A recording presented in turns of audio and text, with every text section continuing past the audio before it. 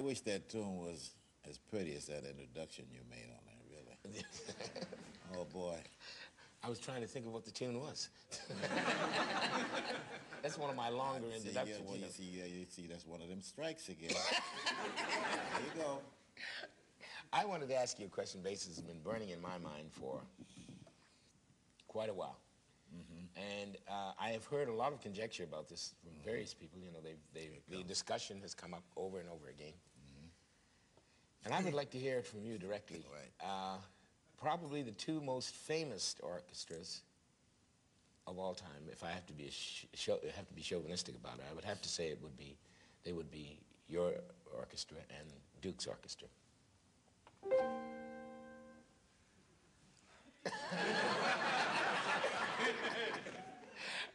All right. What would you say was the difference? What would your impressions of the difference between the two bands be? Class.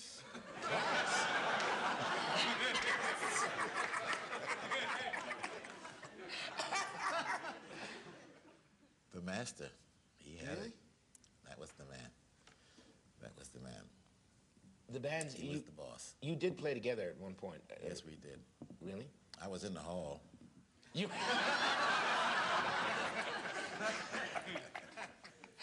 That's right. It's beautiful. The greatest. Well, I know how he loved It your... was a pleasure and an honor to be in the same hall with the Duke. What more can I say? Don't ask me anymore about it. All right, I won't. The other thing I want to ask you about is another great that we used to talk about. And we were talking about musical intimidation, right? And I was talking about how my idol, and I'm sure the gentleman that you revere, Art Tatum, used to literally intimidate piano. And it's one thing for people to understand what the word means insofar as lifestyle, but insofar as a musical style, I can remember, as you, I'm sure you vividly remember, what pianists used to feel like when he used to walk in the room that they were playing in. What did you get out of Tatum? When did you first meet Art Tatum, first of all? Oh, I met Art many, many years ago, and we were traveling through Toledo, and I was with Benny Moten, you know, and I made the mistake. We stopped over in Toledo for a stopover, you know, and I made the mistake of said there was a piano there in this little room, you know, and I don't know, you know, I don't know what made me sit down at this piano and play. And in those days, I thought I could stride a little bit, you know.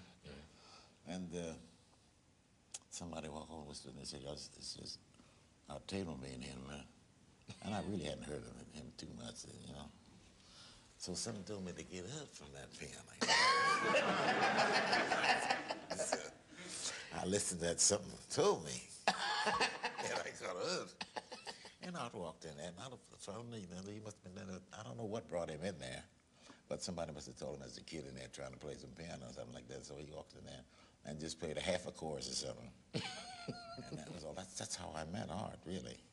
Really? And, but then I heard him several times later on at a lot of different meetings when everything was quiet when he walked in and sat down.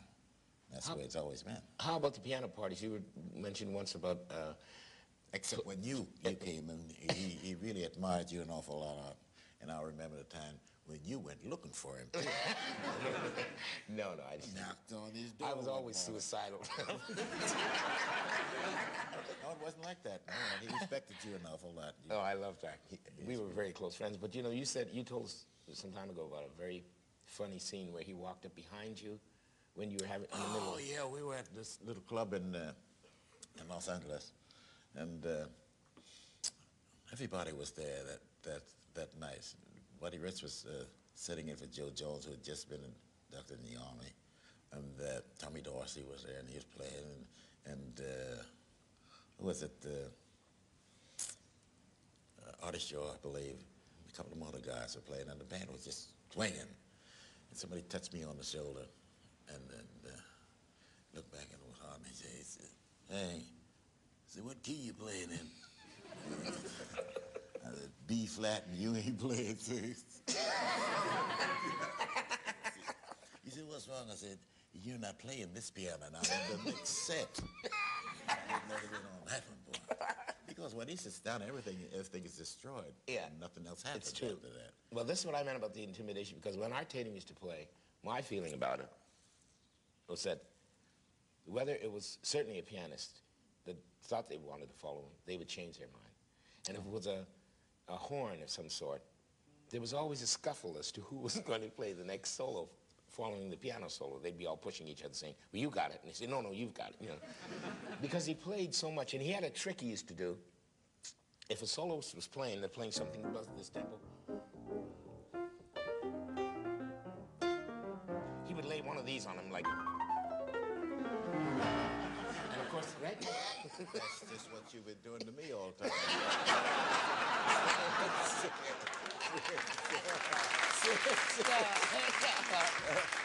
Not over there. But that was one. But I don't think. I think that Art actually did that because he was like kind of a prankster. You know, he loved doing that. He was very much in love with his instrument. We all know that. Yeah, I don't think he could stand any spaces. No. He couldn't stand no space. Now he filled up all the boxes. That's right. Yeah.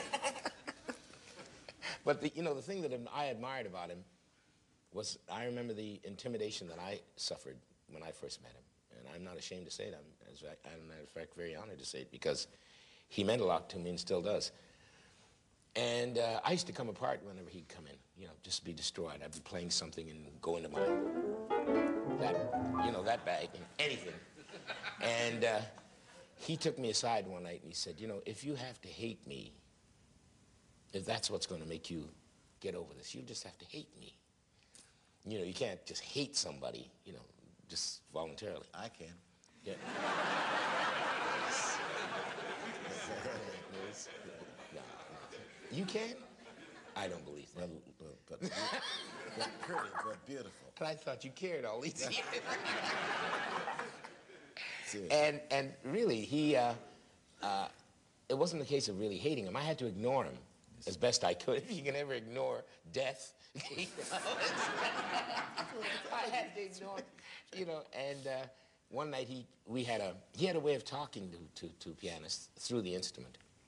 And one night he came into where I was playing, and I had gotten over this nemesis of you know, not being able to play.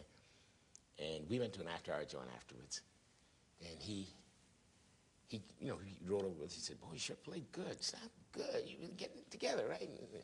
And usually in the after-hour places, you know, the great instigations that used to go on, they'd see two piano players together, and say Art, they'd say, well, why don't you play something? And Art, you play something. You know, he went straight to the piano, and he, like, just took it apart, literally. You know, just wasted everything on the piano. You'd play something like what? Pardon? What will he play something like about 8 bars of what? Something like what? Oh, I know. I can't really do it because I'm Just a little bit, about 8 bars. I can't do it, really. You do it. I have never imitated Yeah, Art. I know, but you just play 8 bars. Just play 8 bars. Just 8 bars. Just play some 8 bars.